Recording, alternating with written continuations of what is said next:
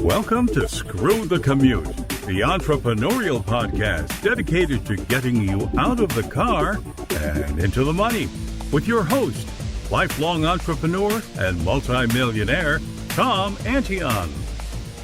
Hey everybody, it's Tom here with episode 900. 900 episodes. I sat here and talked to you all. Well, guess what? This episode is about how to create and distribute 900 podcast episodes. Right? And without breaking too much of a sweat. Hope you didn't miss episode 899. That was how to force people. Force them, not twist their arm or strangle them, but force them to open your emails. That was a really powerful one, 899. Anytime you want to get to a back episode, you go to screwthecommute.com/ and then the episode number. That was 899. All right, let's see. What else? Make sure you grab a copy of our automation ebook at screwthecommute.com/automate free, and check out my mentor program at greatinternetmarketingtraining.com. Longest running ever in the field of internet and digital marketing. All right. So first thing I want to do is tell you that you can do this yourself, all by yourself, no problem. I'm going to tell you how to do that shortly. However, I do have a team of 2 people that have been with me for a long time, and I want to thank them personally for getting to this point. That would be Larry, who works out of New York. And he's an independent contractor for me for many years, and also a graduate of our school, imtcva.org, and got all kinds of other certifications.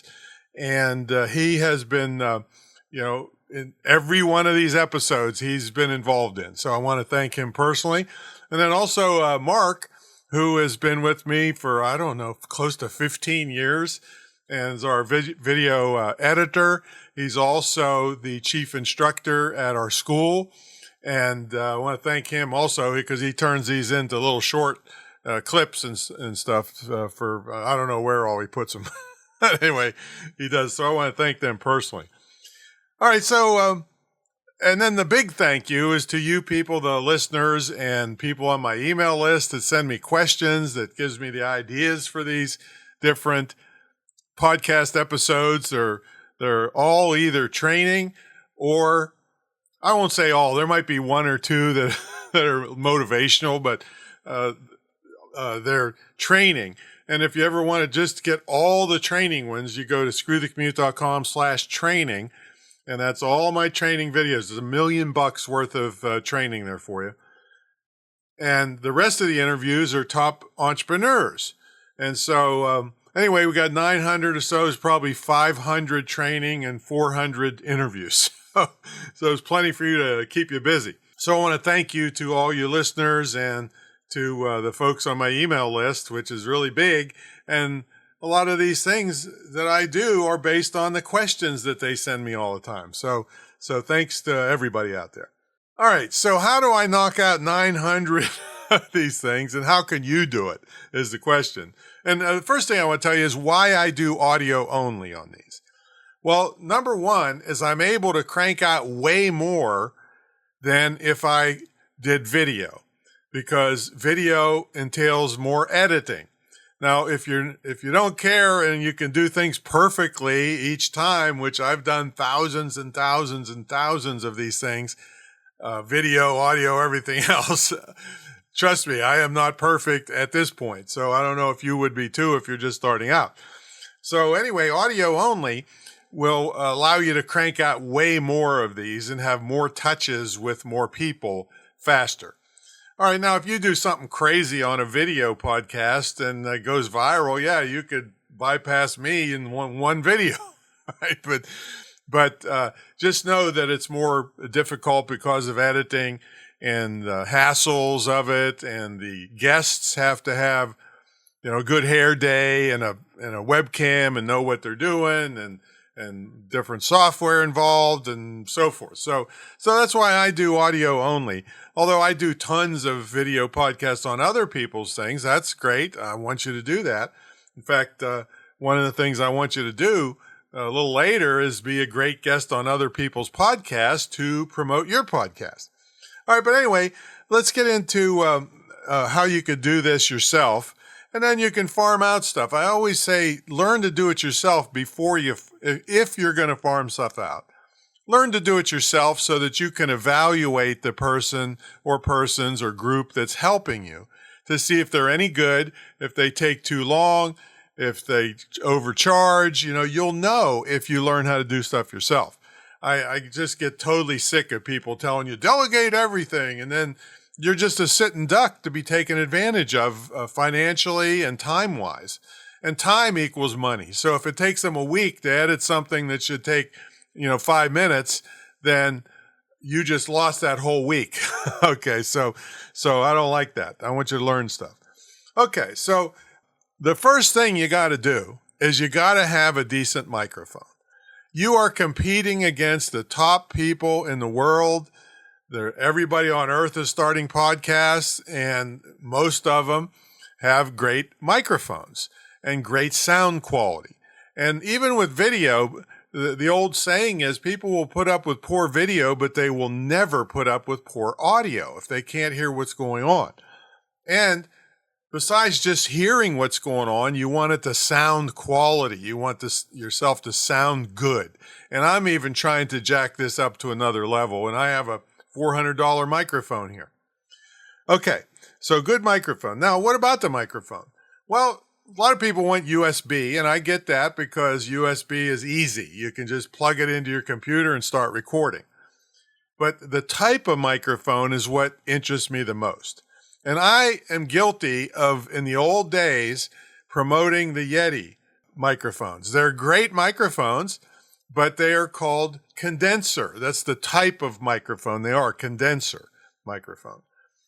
Well, condenser microphones are too sensitive for most of our applications. Now, if you're in a perfectly soundproof studio, great, use a condenser microphone. But in most of our home offices and other offices, it's just too sensitive. And you say, well, sensitive is good, right? Well, yeah, up to a point. See, with a condenser microphone, it's going to pick up every little tiny noise of your air conditioner, or a fan in the other room, or somebody mowing their lawn 3 blocks away. All right, so it's too sensitive. You want what is called a dynamic microphone. That sounds cool too, right? Dynamic. Oh, it's going to be dynamic. Well, it's less sensitive, all right? And it's going to cut out all those crappy noises that you would have to edit out, or you couldn't even edit some of them out. See, so first thing is get a dynamic microphone. All right. Then you're going to, some of them are professional quality where they only have a 3-prong or Canon type connector. Well, then you're going to have a special box to get that into your computer. But if you can get plenty of great dynamic microphones with USB outputs, and then you can plug them right into your computer. All right, now the next thing, you need to have some type of recording software. Lots of people use the free Audacity. Perfectly acceptable to use that. See, once it's digital, the sound quality is the sound quality. But I happen to use Adobe Audition, and I didn't purchase it. I just lease it for $20 a month. And I'll tell you what, I use it, there's 12, 13 podcasts a month, and all the other things I use to do audio. And it has it's a higher learning curve, but once you get on it, you have all kinds of options. So I happen to use Adobe Audition. There's other ones too, SoundForge, or used to be SoundForge. I don't know what they call it now. But Audacity is perfectly fine to start with. So you got to learn how to use that, which there's a million YouTube videos on Adobe Audition, every other sound thing you can think of, and Audacity for sure. All right.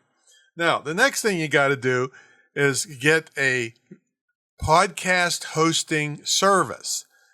Now, we happen to use Libsyn, Libsyn, which is for years has been the gold standard. And think about this. We have one account there that's only $5 a month. The more expensive account we have that gives us way more statistics and everything is only $20 a month. So for $5 a month, you can have high quality hosting. Now, why is that important? Well, the last thing on earth you want to have happen is somebody listen to your podcast that you hosted on your own website on cheap shared hosting, and then the podcast stutters and buffers and that's hard to listen. They're never going to stick with you, ever. All right, maybe your mother will, but that's about it. Okay, so podcast hosting. Now, in addition to it playing your podcast beautifully, it gives you what's called an RSS feed. Now, you don't have to know the technical stuff of this, but the bottom line is you can make an account at all these other places. Spotify. Don't do Shopify. Spotify, iHeartRadio, Apple Podcasts, all these, and there's 20 or 30 of these places that are high quality, well-respected podcast listening sites. Well, once you start an account, and all of them except one I think is free, once you set an account at all these places and put it into Libsyn, as soon as you put your podcast into Libsyn, it distributes it to all these other places.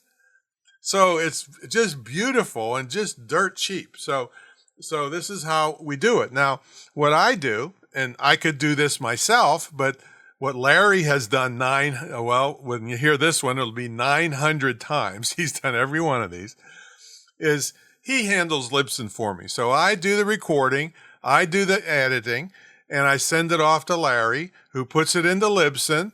And then he gives a copy to Mark, who splits it up into little stuff for this other distribution for YouTube and these kind of places. Eh? So that's how we do it. Now, another thing you have to decide is if you're going to do interviews or just solo or in-house and all these things. So most people are not doing in-house because you got to have multiple microphone setups and headphones and a place to do it and bring people in. And so it's a much bigger deal to do in-house multiple interviews or multiple hosts in-house. That's still, unless it's your neighbor next door, it's going to be a big hassle. Trust me. All right. So if it's an interview, then you got to be able to interview the person and make it easy on the interviewer. Now, we happen to use Zoom. There's a couple top podcasts in the world that still use Skype. All right. I don't know why, but we use Zoom, and then I'd record the audio. Even though there is some video, I actually have people turn the video off, so it makes, and I tell them that when I ask them about interviews, or a lot of them pitch me to do interviews. I say, yeah, it's easy. You don't have to have a good hair day. I usually say hello on video, then we turn the video off for better bandwidth for the audio. So it makes it very easy for the interview people to get on. Now, if you want to have people chasing you around to be on your podcast, become a better interviewer. And I have an episode on this, episode 629. It's screwthecommute.com/629.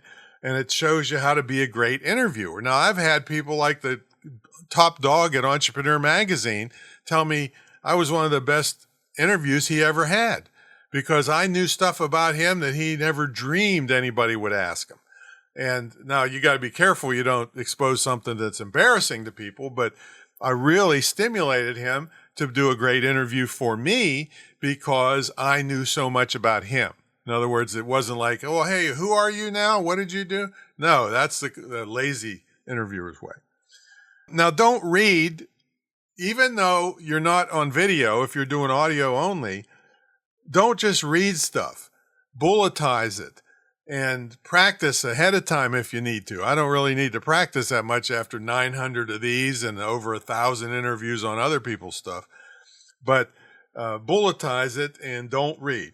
Then, buy yourself an intro and extra music. You can go to Mike Stewart, the internetaudioguy.com, buy something off of him, or go to Fiverr or something like that and get an intro and exit music that ups the production value of your podcast.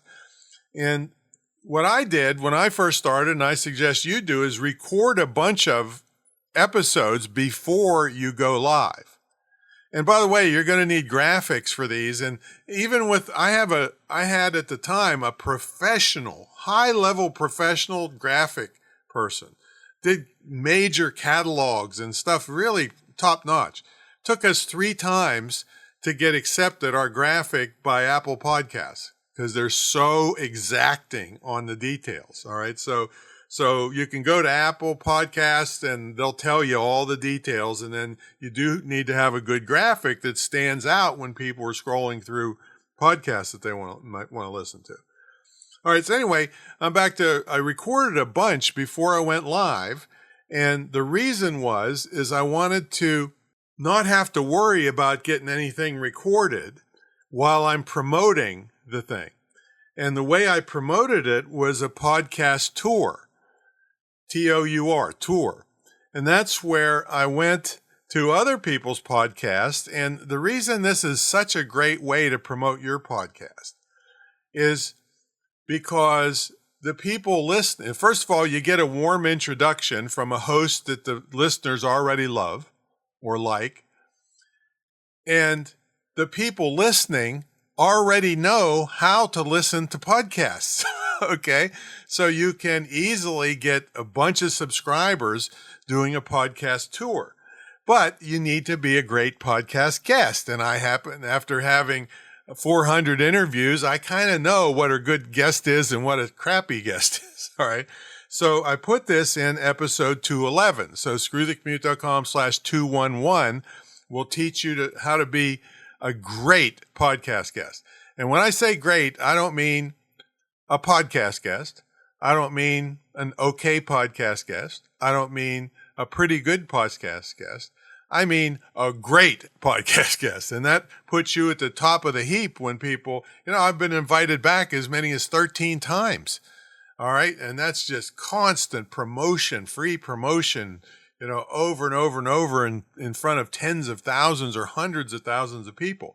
Even on one of the top podcasts in the world, Entrepreneur on Fire. I was there twice, which hardly anybody is back twice. And then I was also chosen as one of their classic interviews. So I got 3 promotions from one of the top podcasts in the world from doing what I just said, or I'm going to teach you on episode 211. Now, I got a whole course on this somewhere. I don't know what the link of it is, but anyway, if you're interested in not only being a great podcast guest, but having your own podcast guest or having your own podcast, which, by the way, got me invited to the White House, got me to talk to people I would have never got to any other way, and just loads of benefits of doing it. So if you're interested in a course or consulting on that, let me know at tom@screwthecommute.com. And also, if you're in my mentor program, greatinternetmarketingtraining.com, all of this is included as part of your deal with me. It's all inclusive. All right, that's my story. I'm sticking to it. Thank you for listening for 900 episodes, and we're heading towards 1,000. All right, we'll catch you on 901. See you later.